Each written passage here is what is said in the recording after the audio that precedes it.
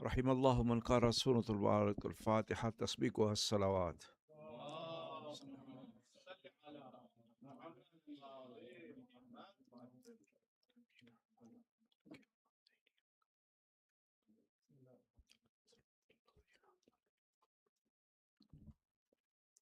أعوذ بالله من الشيطان الرجيم. بسم الله الرحمن الرحيم. الحمد لله رب العالمين، والصلاة والسلام على أشرف الأنبياء والمرسلين، خاتم النبيين رحمة للعالمين بالقاسم محمد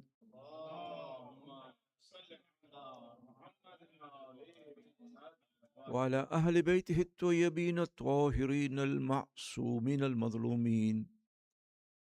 أما بعد، فقد قال الله سبحانه وتعالى في كتابه المجيد وقوله الحق: بسم الله الرحمن الرحيم. إن الله لا يغير ما بقوم حتى يغيروا ما بأنفسهم. صلوا على محمد وآله.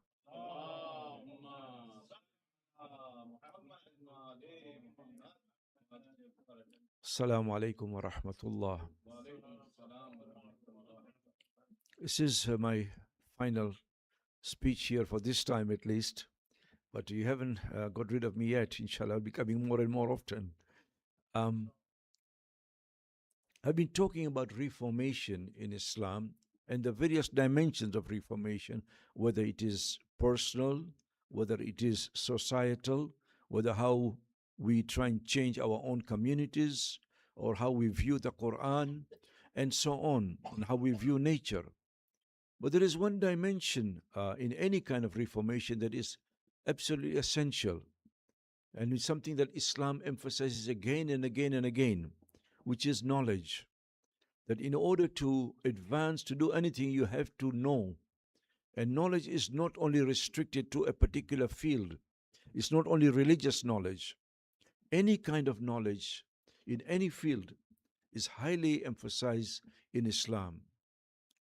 I remember that, and this has happened a number of times, when I've been with Ayatollah Sistani himself and with a group, and he tells us, he knows that we are coming from the West, from America, from Canada, from England, and the thing that he emphasizes again is knowledge. He says, help yourselves, your own brothers and sisters, to advance in the West, in every field. And whenever there is a position in your field, in your company, for example, get your own brothers and sisters to come in so that we may excel in every field in the West. And if you think about it, it's so true that whether it is in journalism, in politics, or engineering, we need our own people. The more we have, not only are we being represented, but we are also helping our own people in that particular field. And Alhamdulillah, the Shias, especially the younger generation, are so well equipped and so knowledgeable. If you recall, I even mentioned to you that there's a glacier in Antarctica named after one of our Shia brothers, Shivji Glacier. And that kind of tells you why it's so important to be advanced in knowledge in every field. The first verse, the first word, I should say, in the Quran that was revealed was what? Iqra, recite, know, and read. Wherever Islam went historically, there was a legacy of knowledge. They established not only mosques, but centers of learning.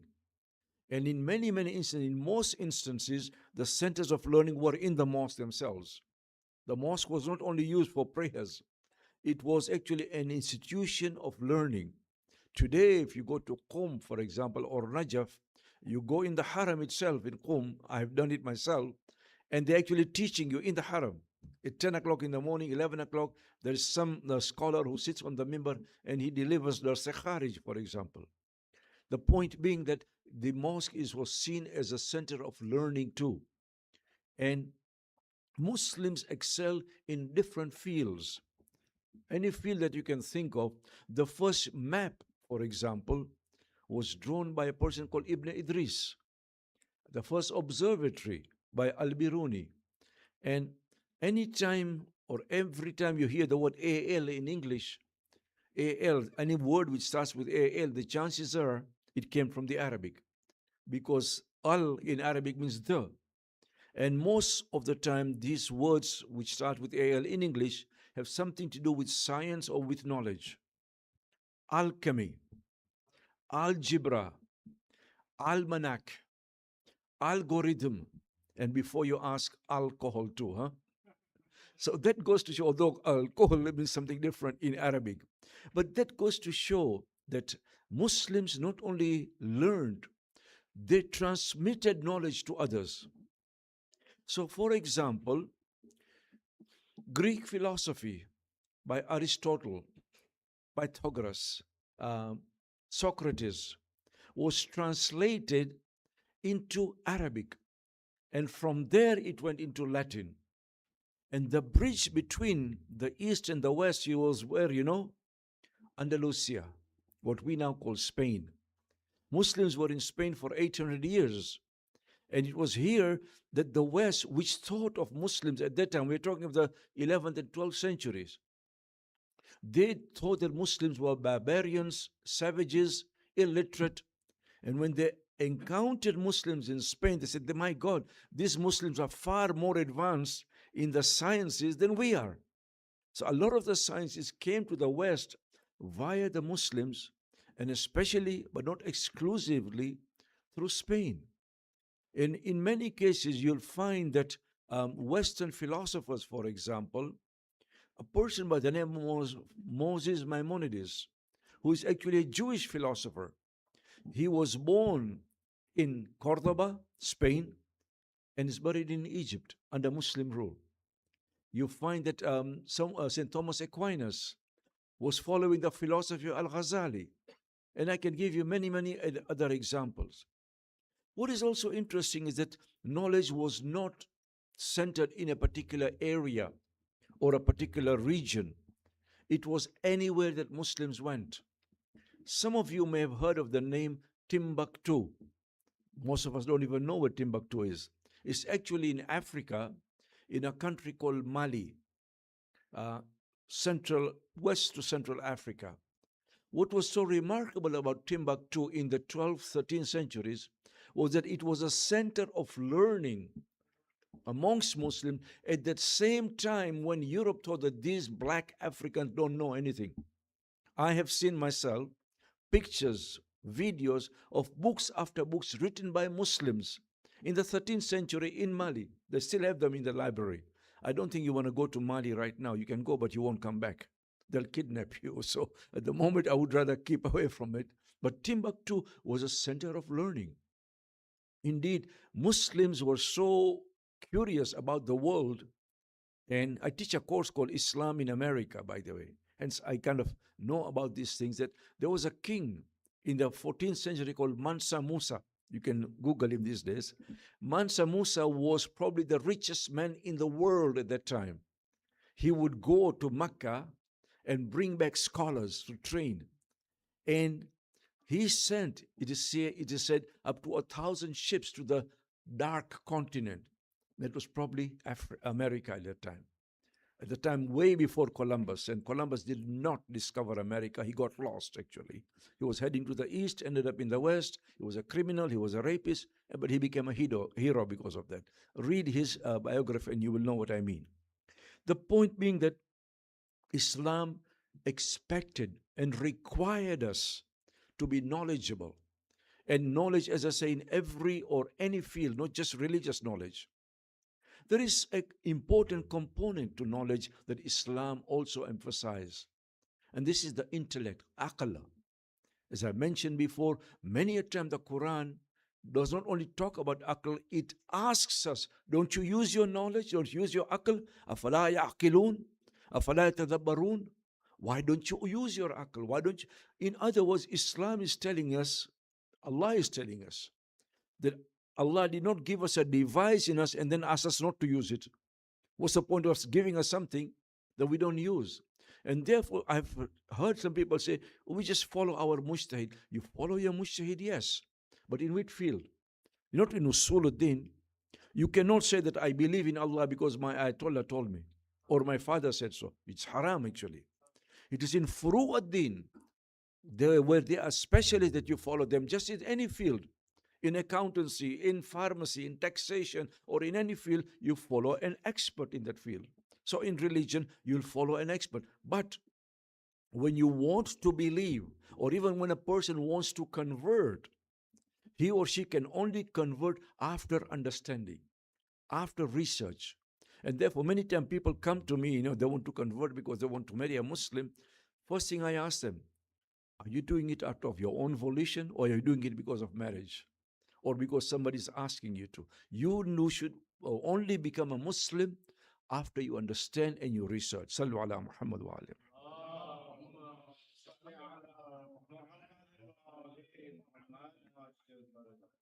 My sisters and brothers, the Quran did not replace our intellect. It actually enhanced our intellect. By asking us to keep on using it, it wanted us to grow in our understanding. Interestingly, in our madhab, and there's a difference between us amongst Ahlul Sunnah, the question has been posed. Today you may not even hear about it, but in the medieval ages, certainly, it was very important. What comes first, akal or revelation? In other words, how do you know that killing is evil or obedience to your parents is good? How do you know that? Is it because Allah has told you or because your intellect tells you? Have you ever thought about this? Actually, in our madhab, we believe that akal comes before revelation. Revelation enhances and increases the knowledge. But how do you know that killing is evil? Supposing, for the sake of argument, you are living in a jungle and nobody has told you this, but would you, in that case, know that killing is evil? The answer is yes, because there's something within you. You don't need Allah to come and tell you that. Allah has produced a kind of a fitra, if you like, something within you which tells you that what you're doing is wrong. What we may call an inner voice, or something you should be doing it this way. Amongst Ahlus Sunnah is different. They say we know right and wrong because of the Quran. So supposing you don't have the Quran in front of you, or you've never heard of the Quran, does that mean that you don't know what is right and wrong? The answer for us at least is no. You do know, and it is amazing that in our usul, and I don't want to go into details because it kind of gets technical, but Allah not only gives us aql, not only gives us the intellect, He is called the Ra'isul Uqala. Rais means the highest level, what we call Raisi, means the president of those who have intellect. Because He gave you the intellect, He is the head of the intellect. Not only that, He cannot give you something and then ask you not to use it. But at the same time, we have another principle that we use in our usul al-fiqh. كلما حكم به العقل حكم به الشرع. That whatever aql tells you, the sharia will tell you the same thing. In other words, Islamic law cannot go against your aql. Yes, we may not understand everything. That's why we need experts for sure, because things can be rather technical, difficult. But Allah will not tell you something which goes against your aql. And if you don't understand it, then you ask an expert. You don't just reject it. But kullu ma hakama bihil aql, hakama bihi shar. Whatever your aql tells you, the sharia will tell you the same thing. Allah will not give you a device and then ask you to do something which is contrary to your device, because it would not make sense. Sallu ala Muhammad wa ali.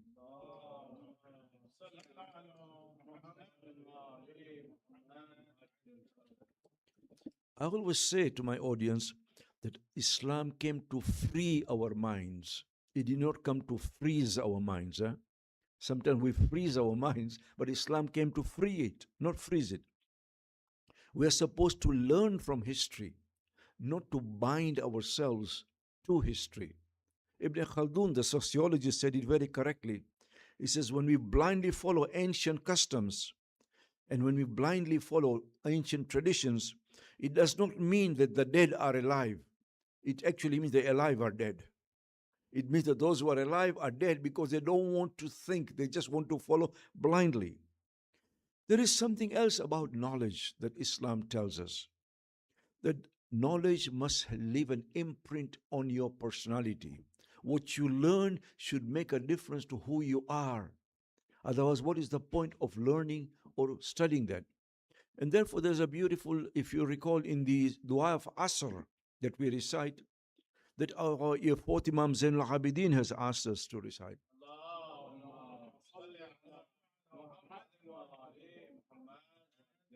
Allahumma inni a'udhu bika min ilmin la yanfa. Oh my Lord, protect me from that knowledge which does not benefit me. It doesn't make any difference to who I am. In other words, whether it is science or whatever, even if you are a biologist and you dissect an insect, you have to marvel how Allah made that little insect so perfect that it can actually function on this earth. We normally understand jahil. If I say somebody is jahil, you think that he's ignorant, right? Or illiterate. In fact, according to the Quran, a jahil is not only somebody who's ignorant, but is also somebody who's immoral.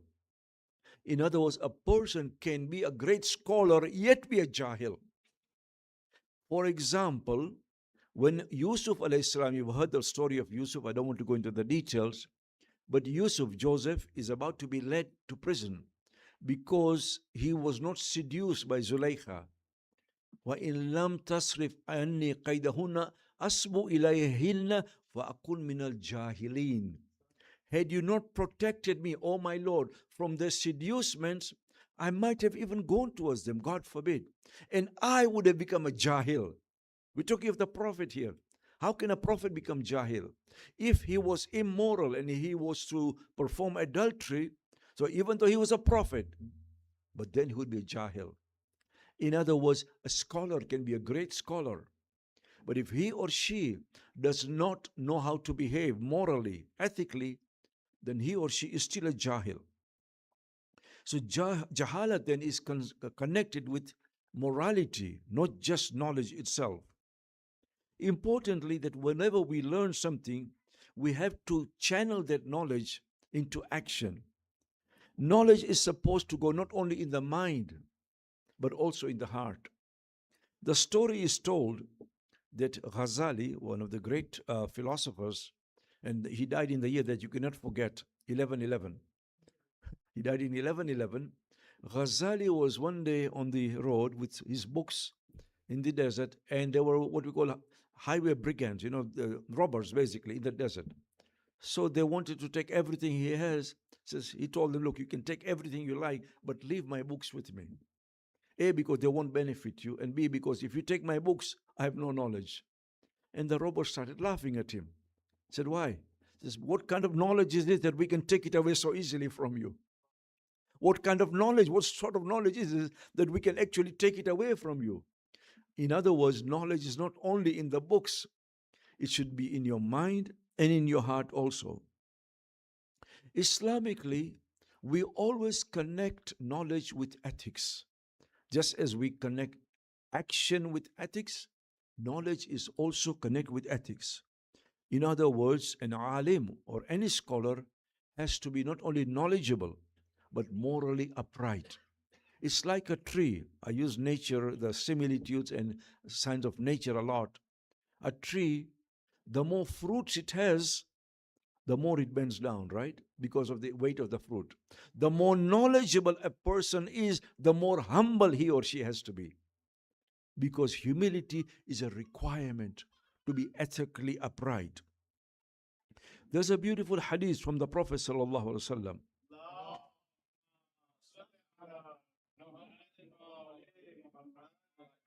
It is reported that he said, Mautul alimi, Mautul alami. That the death of a scholar is the death of the universe. Now, that doesn't mean the world dies. No. There is something that he's trying to tell us, that a scholar normally would leave such an imprint, such a legacy, that when he passes away, there's a void there. People feel that there's a vacuum there. Therefore, Motul Alami, Motul Alimi, Motul Alami. That is the death of an alim, is the death of the universe itself. Because he plays such an important role in the lives of the people. And this is again, especially for the younger generation, in any field that you go in. Remember, there's breadth and depth. Whatever whether it is chemistry or any field, engineering, breadth means you should know a lot, not just one particular thing. But whatever you do know, it must be deep knowledge. It must not be on the surface only. Napuchte na ba siya? Miduni napuchte yan siya. Or to put it differently, you should not be unbaked scholar. You should be a baked scholar, properly baked. Um, the knowledge must leave an imprint on others. If you look at the West, that the more knowledgeable they become, the more inhumane they become too. Because they become a lot of people in the West, especially the governments. We are the superpowers. We can do whatever we like. We can bully anybody we like, and yet claim that we are super and we are great. How can you be great if you are immoral and you bully people around?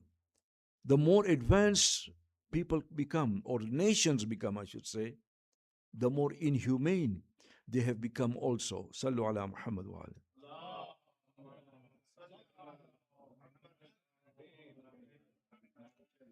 Therefore, you can see these days, they don't just have guns, they have machine guns, they have all kinds of rockets and missiles and so on, whereby they can fire it from way up there.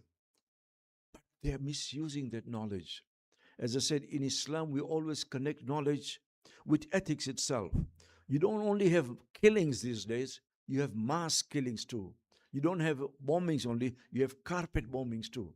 In other words, the more you kill, the better it is. This is the way the West thinks many a time. Whereas Islam came and was trying to basically seek salvation from knowledge, not just killing of people in knowledge. Sallu ala Muhammad wa ali.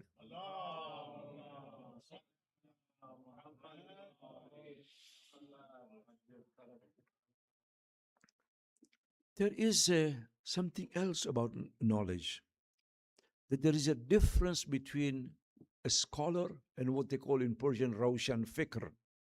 Roshan Fikr is an enlightened being. In other words, a person can be knowledgeable and yet not be enlightened. There is a difference between knowledge and wisdom, ilm and hikmah. Interestingly, the Quran says, يُعْطِي الْحِكْمَةَ مَنْ يَشَاءُ. Allah gives wisdom, hikmah, to whoever He wishes. وَمَنْ يُؤْتَ الْحِكْمَةَ فَقَدْ أُوتِيَ خَيْرًا كَثِيرًا. Whoever has been given that wisdom has been given a lot of virtue. The Quran doesn't say that about knowledge, it says about wisdom. Knowledge creates encyclopedia, whereas a wisdom creates a human and goodly person, and a godly person too. Knowledge is stored in the mind, wisdom is stored in the heart. Therefore, that knowledge which you have acquired travels with you, not only in terms of what you know, but also how you behave, how you speak. And therefore, you will know many a time people, whenever a person is wise, people will flock around him or her because there's something that they're gaining from him or her. As I said, the Quran never says that whoever has been given knowledge has been given a lot of virtue. وَمَنْ يُؤْتَ الْحِكْمَةَ فَقَدْ أُوتِيَ خَيْرًا كَثِيرًا. Whoever has been endowed with wisdom has been given with a lot of virtue at the same time. Knowledge, as I said, generates encyclopedia, whereas wisdom generates an enlightened human being. Just to show you the importance of this connection between knowledge and ethics and enlightenment, a teacher is not only one who teaches, but he or she actually gives his personality to the student. Did you notice one thing? That in the West, they always judge you by where you studied. You study in the Ivy League, Harvard, Princeton, and so on. In the East, we study under who we studied. In other words, the personality of the teacher is more important than the place where you studied. Because the personality of the teacher is also given to the student. And we are influenced by who we study under. When I was a student in Qom, that was about 40 years ago, where I learned my Persian, but, as I was studying what they call Darse Azadi. Darse Azadi means free studies, basically. I was not hooked onto a particular teacher. I studied under different teachers. And I went there with a very Western mindset. In the West, we think of money, huh? So I went there and took some money and gave it to my teachers. as a token of appreciation. They said, we don't want your money. I said, but this is my way of saying thank you. He says, if you really want to say thank you to us, there is another way of doing it. I said, what? He said, whatever we teach you, you teach others. He said, this is the legacy of the Ahlul Bayt. Coming from the Prophet and the Imams, they taught their students, who taught their students, who taught their students, and so on. Knowledge has been successively transmitted through different generations. Not only during the times of the Imam, Ghaibat al-Sughra, Ghaibat al-Kubra, and so on. You can hear, I can give you lists and lists of ulama in every generation, in every decade, who have transmitted and made us what we are. So they told me very clearly that if you want to say thank you to us, the best way to do that is to whatever we teach you, you go and transmit it and teach it to others. As I said, in the West, they know by where you studied. In the East, we know by who you studied under. And therefore, by the way, for any person who claims to be or wants to be a mujtahid, there's something that he needs to show: the ijazah. Ijazah, normally, whenever we think of the ijazah, we think of khums only. Huh? Ijazah can be of different types. Ijazah means permission. There is the ijazah of naql hadith, of transmitting traditions. The ijazah of khums, there is also the ijazah of ijtihad. In other words, when the teacher feels that you have learned enough, not only learned enough, but are good enough as a person, ethically, morally, to teach, then he will certify that this person, in our view, is well knowledgeable and also ethically proper. Because, as I said, the ethics, the personality of the teacher is important in Islam. A wise man said that I love my teacher more than my parents. I love my teacher more than my parents. He was asked why. He says, because my parents brought me from up there to down here. My teacher took me from down here to up there. In other words, he's what we call a murabbi. Murabbi is one who nourishes the soul. Not only teaches you, not only passes knowledge to you, but he nourishes you, the soul also. Sallu ala Muhammad wa alayhi.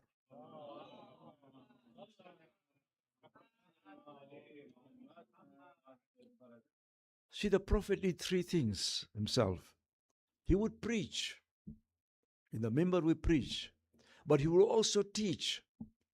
Preaching, teaching. But there is another teaching. It's called reaching. You reach the people also. You don't just teach or preach. You need to reach the hearts and the minds of the people. There is another important hadith from the Prophet sallallahu alaihi wasallam.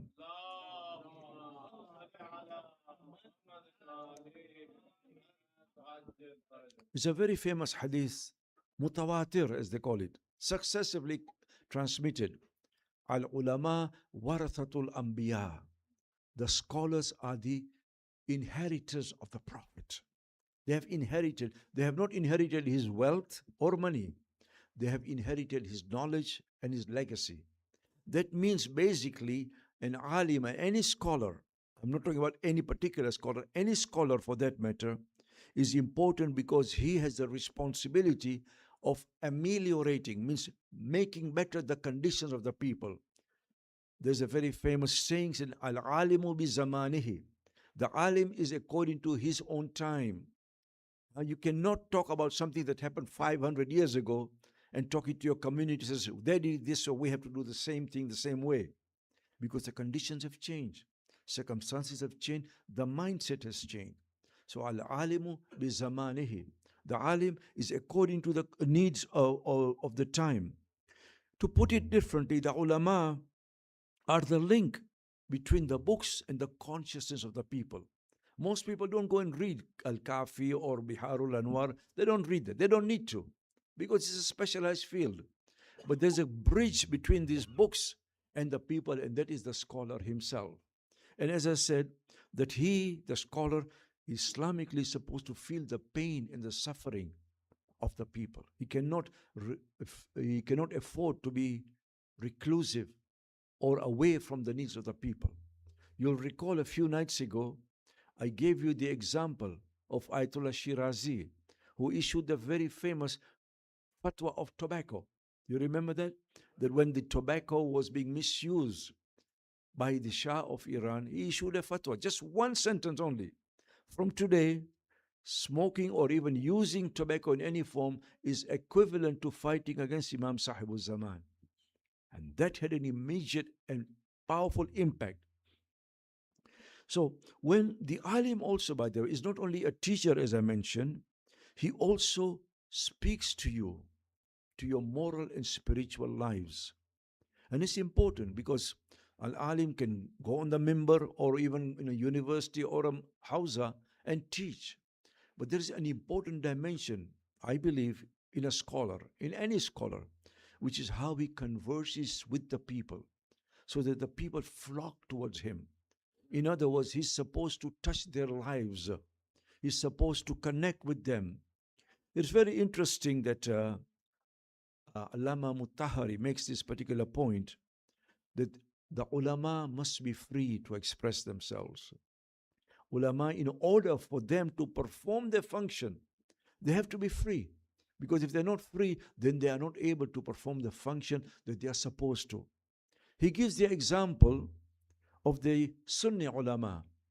He says the Sunni ulama, especially in the last century or so, their hands have been tied by the governments. In other words, they are not able to speak whatever they wanted to because if they do, then they are in trouble with the government. Their main source of income was the waqf endowments of mosque, of madrasa, of schools, waqf. They could get income from that. But those waqfs or awqaf as they are called have been controlled by the government. I remember going to Singapore once and he was the chief alim of Singapore and he said, I've just received my text as to what I should be reciting this Friday. In other words, even the khutbah that he's supposed to speak, it is very monitored. And I'll tell you honestly, when I've been to Singapore, and I've been there a number of times, always I have to submit what my main topics are going to be on each and every night. Of course, I don't go into their politics, but that goes to show that in many, many countries, the ulama are controlled.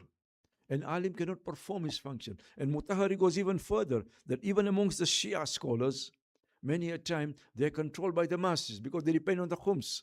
So sometimes they're scared to say what they should be saying themselves. There's a famous, if you like, anecdote, almost a joke people say, that sometimes we judge an alim not by how much he knows, but how big the turban is on his head. Eh? The bigger the turban, they say, the more he knows. So this lady goes to Mullah Nasruddin and she asks him a question and he doesn't know the answer, poor Mullah. He says, I don't know the answer. She says, what's the point of having that turban on you? You don't know the answer. So he takes out the turban and puts it on her. So now you have the turban, now you answer it. In other words, knowledge does not lie on the head, it lies in the head, my friends. In other words, we need to be sure that the alim is able to interpret the text according to the needs of the time. Our fiqh, as I have been mentioning, in many cases was formulated, our laws interpreted in the past. But now we are living in the diaspora. We're living away from our normal homeland countries. And because of that, we have to have newer laws answering issues like trade unions, for example. There's no mention of trade unions, but are trade unions allowed? How about stocks, um, CDs, and so on, investments, insurances? These are issues which were never posed in the past. But as I mentioned the other night, that our ulama have come up with a new genre, new kind of literature called mustahdathat. Mustahdathat literally means new issues or new circumstances and new questions.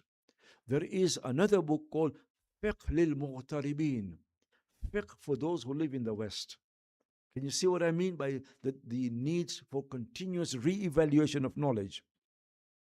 My sisters and brothers, it's not only gender based, and this is especially, I'm talking to my sisters here, that we should not think that to be a mujtahid you have to be male.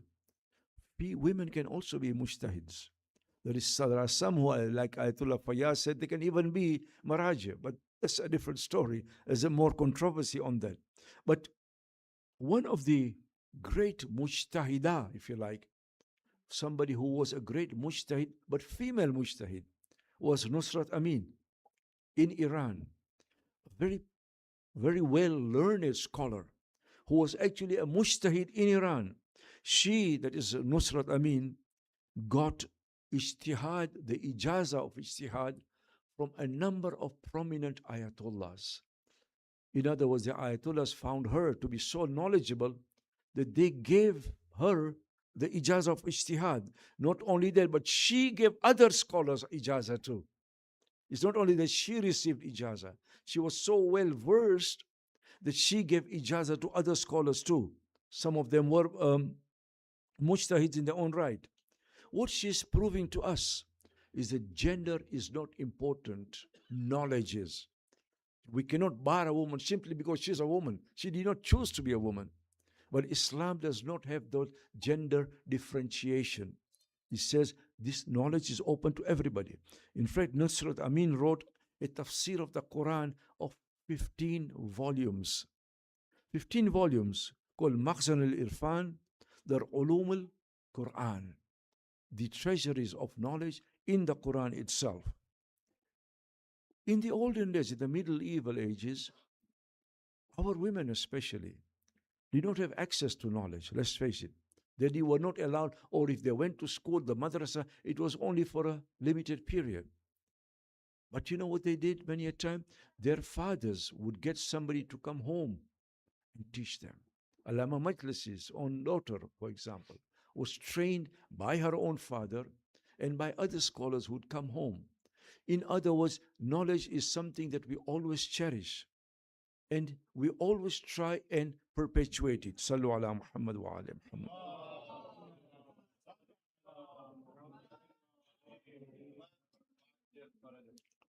This is the Shia legacy, by the way, at all times of knowledge, of um, being in every field and impacting people to the extent that if you look at it historically, the West tried to demean Islam as much as they could. They tried to disparage Islam, that Islam is against knowledge and so on.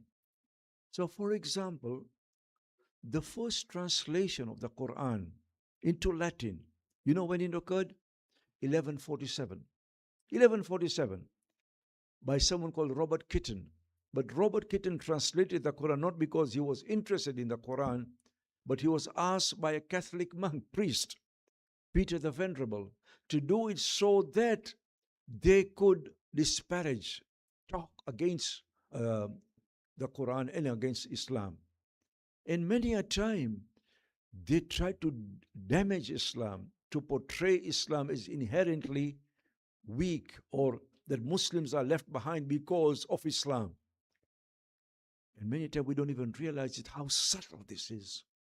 If you open, or you can even Google it, the word mametry in English, mametry literally means Mammetry, if I can spell it correctly. Mammetry. Google it. These days, everything is with Google. It'll tell you the worship of idols. But it pertains to us because the West called our prophet Mehmet, Muhammad. And they said Mehmetry because Muslims worship a person called Muhammad in the form of an idol. Na'udhu billah. Of course, we know that that's not true. But that's why we need to acquire that knowledge in order to respond. And there were so many other, I can go, I have written a whole article on this, of how the West actually tried very hard throughout the centuries until later on, as I mentioned, they realized that these Muslims are far more advanced in every field of science than we in the West are. To the extent, by the way, and I want to go to Masaib soon, to the extent that you recall I mentioned that 10 million slaves were brought from Africa to the Americas, all right, in the 17th, 18th century. And of those, about 15% were Muslims. Because we know this because the slave register had names. And when you read names like in Omar bin Sa'id, for example, or Ibrahim or Yaqub and so on, they were obviously Muslims. What was ironic was that these slaves were more knowledgeable than their masters. They could teach their masters different fields, including writing, understanding, Quran, science, and so on. Because even in West Africa, in places like Gambia at that time, there were Muslims and there was a center of learning. Sallu ala Muhammad wa ali.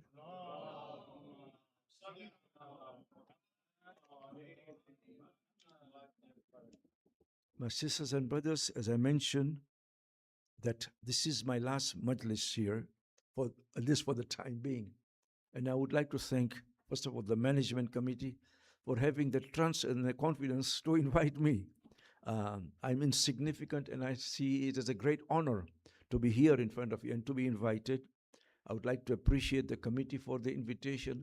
And also, sometimes we don't quite realize the volunteers who work behind the scenes. They do a tremendous job, huh? We just come here, listen to the lecture, and we take the food or we eat here. But there are a lot of people who are doing a lot of stuff behind the scenes, whether it is in the parking lot, in here, in the kitchen, or making sure that everything runs according to proper timing, or even the audio visual too. So may Allah bless them all for the great sacrifices, because it does require a lot of time. But as I said, I would also like to thank you for attending and for listening to me patiently, sometimes with a lot of difficulties with the technical jargons I introduce, and for your very kind comments. Sallu ala Muhammad wa ali.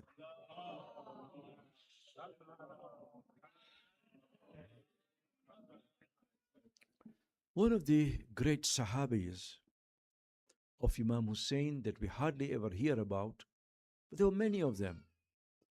As I mentioned once, I think that when you go to the Haram and you go to the place where the Shuhada are buried, look into the names inside. And you see Mawla this and this, Mawla that and that. Clients, some of them were slaves also. Not just Joan, but there were others who gave their lives. But one of these persons was somebody called Abis bin Abi Shabib. Abis was from a tribe that was considered very brave.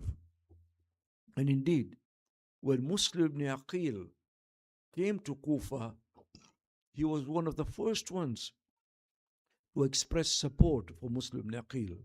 It was this Abis who carried the letter of Muslim to Imam Hussein in Mecca. It was this Abis who fought for Imam Ali at Siffin.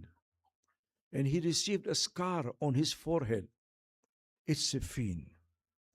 And when Imam Hussein comes, Abis is able to leave Kufa and join Imam on the day of Ashur. And he comes to the Imam on the day of Ashur.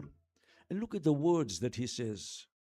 He says, Yabna Rasulillah, I love you more than anybody else. I love you more than anybody else. I only have one thing, and that is my soul. I have nothing else. But I will give my soul for you too. I'll make sure that I die before you. If there was anything else that I could give you, I would do that. But the only thing that I have is my life. He bids farewell to the Imam. And when he comes to the enemy, Rabi bin Tamim recognizes him. He says, this man is not only a lion, he is a lion of all lions. He is a person who is very brave and very difficult to fight against. He, Abis, comes to them and says, is there any hero amongst you? If you want, come and fight me. Whoever went to fight against Abis was not able to do so.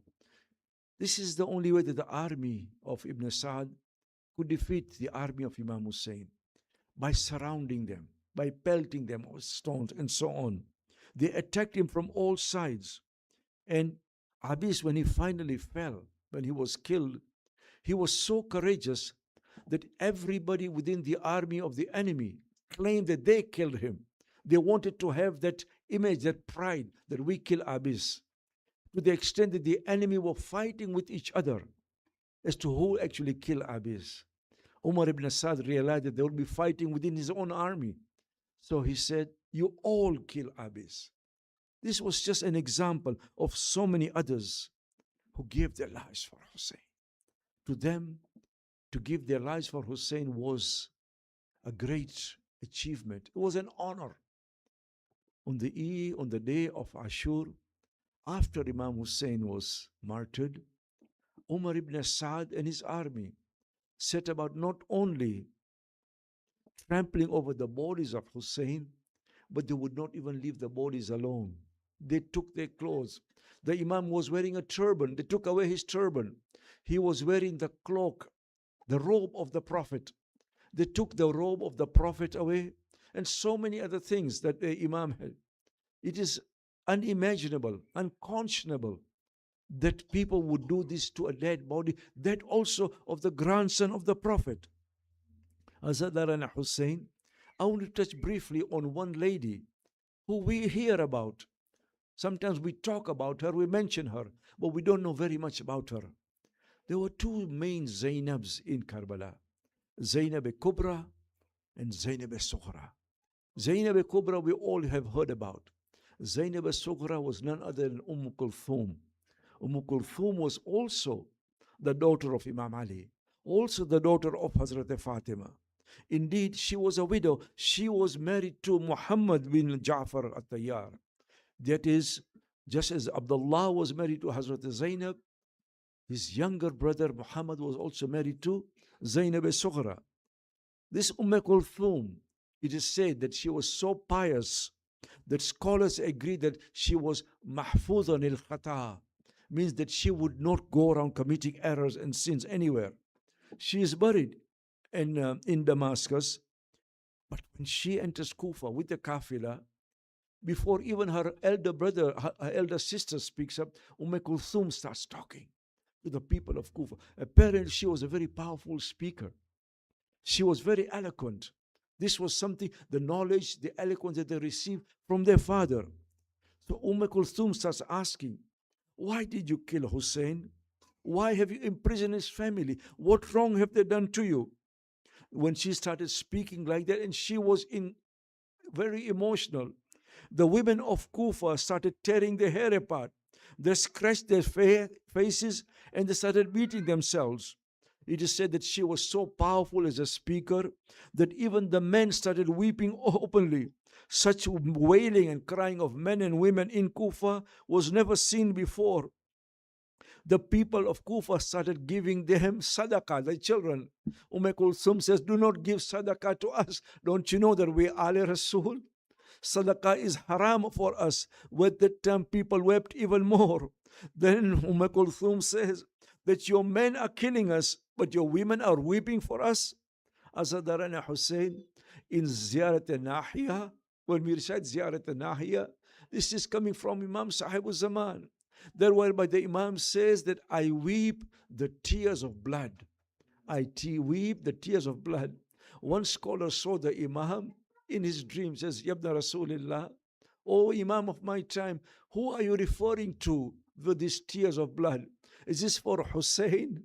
He said, no, if Hussein was there, he would also weep the tears of blood. Is this for Abbas? Is it for Ali Akbar? The Imam said, no, if they were there, they would also weep the tears of blood. Said, this is the tears of blood are for Zainab bint Ali, because of what she had to go through.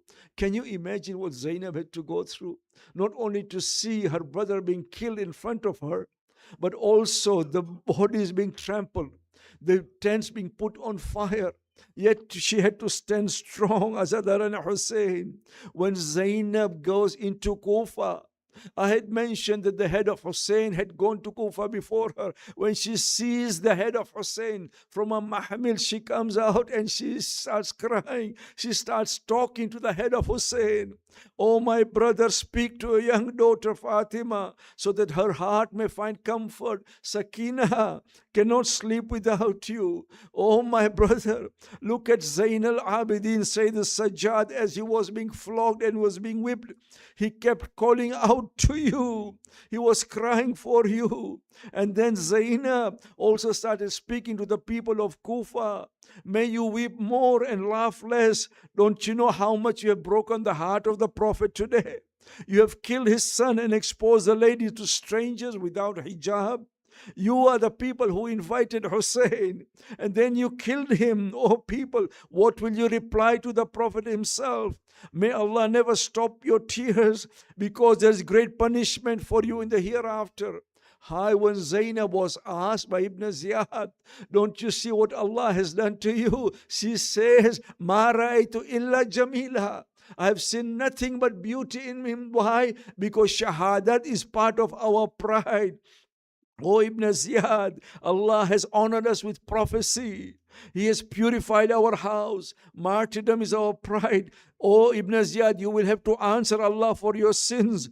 When Ibn Ziyad started taunting her, she started speaking more and more.